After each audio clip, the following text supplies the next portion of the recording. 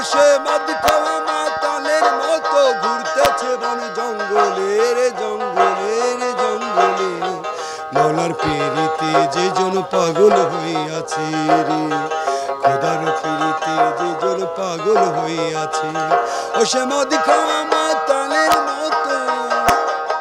বাউল খোকন সোহরাওয়ার্দী উদ্যানে থাকছেন 15 বছর ধরে। বৈশাখ উপলক্ষে গাইছেন লালনের গান, বিক্রি করছেন 5 টাকা লাভে পাহাড়ি আনারস। ওই আমি অপার হয়ে বসে আছি ওহে দয়াময়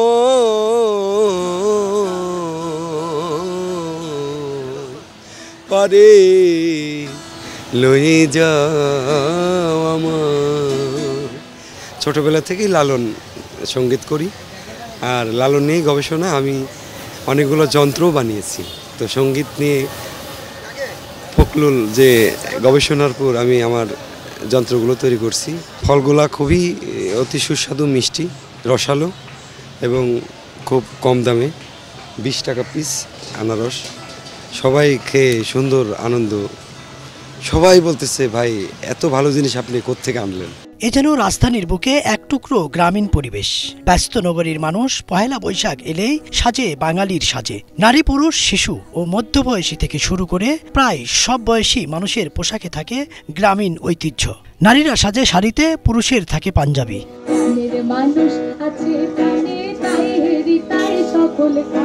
বৈশাখ মানেই রাজধানীর সোহরাওয়ার্দী উদ্যান যেন হয়ে ওঠে এক গ্রামীণ হাটবাজার। গাছের নিচে বসে কেউ শুনছেন গান, কেউ গরম চায়ের চুমুকে বন্ধুর সাথে দিচ্ছেন আড্ডা, আবার অনেকে গোল হয়ে বসে করছেন গল্প। পরিবেশটা এমন যেন দেখলে মনে হবে কোনো এক গ্রামের খেলার মাঠে বসেছে মেলা। পয়লা বৈশাখী এই উপলক্ষে গ্রামীণের যে আবহাওয়াটা সেটা আমরা এখানে দেখতে পারি, সে ঐতিহ্যটা এখানে ভোগ করতে পারি। এটা আমাদের ঢাকাবাসীর জন্য অত্যন্ত আনন্দের একটা বিষয়। বাংলার যে ঐতিহ্য, বিশেষ করে নববর্ষ, এটা আসলে আমাদের একদম শেকড়ের বিষয় আর কি। আমরা তো 90 দশকের, তখন থেকে এই শিল্পটা আমাদের মনে অনেক বেশি কাজ করে, বা এটার অনুষ্ঠানটা আমাদের মনে ছুঁয়ে যায়।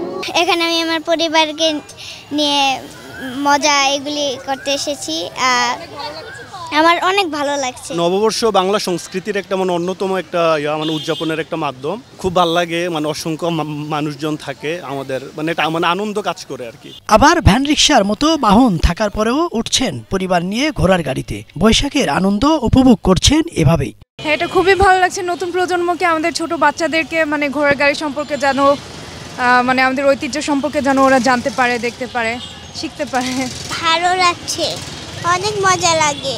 সকালে একটা রিজার্ভ মারছি, এই যে সারা দিনে টুকটাক কাম করতেছি, যা মায়ের জন্য যা দিতে হয়। বাংলা নববর্ষ আমাদের ইতিহাস, ঐতিহ্য ও সংস্কৃতির এক অবিচ্ছেদ্য অংশ। পহেলা বৈশাখ শুধু একটি তারিখ নয়, এটি বাঙালির হৃদয়ে গাথা গৌরব, সম্মান ও আত্মপরিচয়ের প্রতীক। ইদ্রিস আলম, বাংলা ভিশন, ঢাকা।